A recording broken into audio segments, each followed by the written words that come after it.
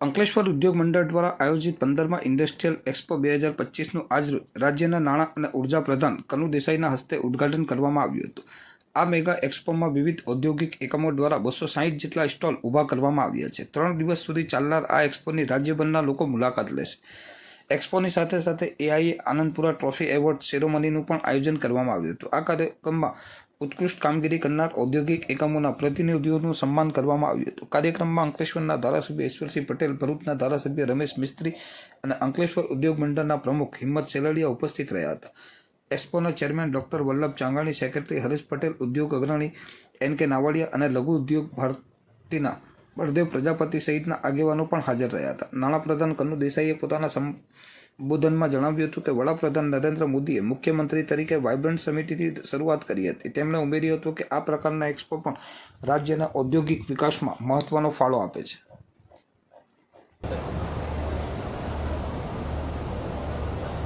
ગુજરાત એક દેશનું growth engine કહેવાય છે અને એનો યશ આપણે આપણા દેશના યશસ્વી વડાપ્રધાન માનનીય મોદીજી જ્યારે એમણે ગુજરાતનું સુકાન સંભાળ્યું ત્યારથી કે રોજગારી અને ઉદ્યોગના વિકાસ માટે વાઇબ્રન્ટ ઇન્વેસ્ટમેન્ટ સમિટ શરૂ કર્યું અને એમાં દેશ વિદેશના રોકાણકારો, ઉદ્યોગકારો તેમજ ગુજરાત બહારના બધા ઉદ્યોગકારોએ આવીને ગુજરાતને પોતાની કર્મભૂમિ બનાવી અને ગુજરાત એક ઇન્ડસ્ટ્રીયલ હબ બન્યું અને તેની સાથે સાથે મોદીજીએ ગુજરાતમાં સોલાર પોલિસી બનાવી અને રિન્યુએબલ એનર્જી જે સમગ્ર વિશ્વમાં ક્લાઇમેટ ચેન્જની પરિસ્થિતિથી આખું વિશ્વ ઝઝૂમી ગયું છે ત્યારે આપણા ગુજરાતમાં રિન્યુએબલ એનર્જી એટલે પવન ઉર્જા, સોલાર ઉર્જા અને એના લીધે ઉદ્યોગોને પણ જે પ્રોડક્શન કરે છે એ પ્રોડક્શન ગ્રીન એનર્જીથી કરે તો એના એક્સપોર્ટમાં પણ વધારે સરળતા રહે છે।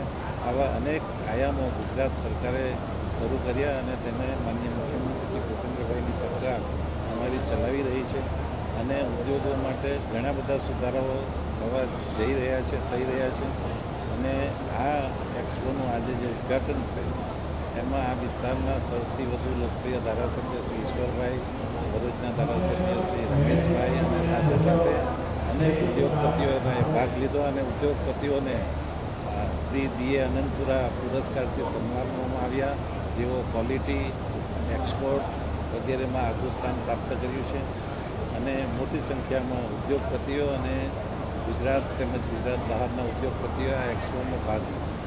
સર, વસાહતોમાં વિવિધ વસાહતોમાં કોમન ફેસિલિટીઝ દાખલા તરીકે સીઈટીપી છે કે એના માટે ગુજરાત સરકારનો શું અભિગમ રહ્યો છે? ગુજરાત સરકારે દરેક વખતે બજેટમાં પણ કર્યું છે કે દહેજ હોય કે વાપી, અંકલેશ્વર, સરીગામ અહીંયા તો ડીપસી પાઇપલાઇન છે જ, તો એમાં પણ કરવાનું હશે તો 80-20ના પ્રયોજનમાં ગુજરાત સરકારે આ કામ કર્યું। સર, અહીંયાની જે એમસીપીએલ છે એની અપગ્રેડેશન માટેની કોઈ યોજના છે?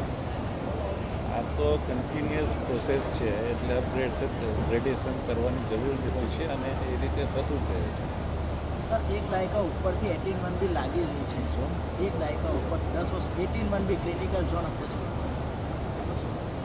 આના માટેના જે પેરામીટર્સ છે અને એના માટેની જે સેમ્પલિંગ છે એ બધા થઈ રહ્યા છે અને હવે ટૂંક સમયમાં એનું રિઝલ્ટ આવશે। Okay, thank you.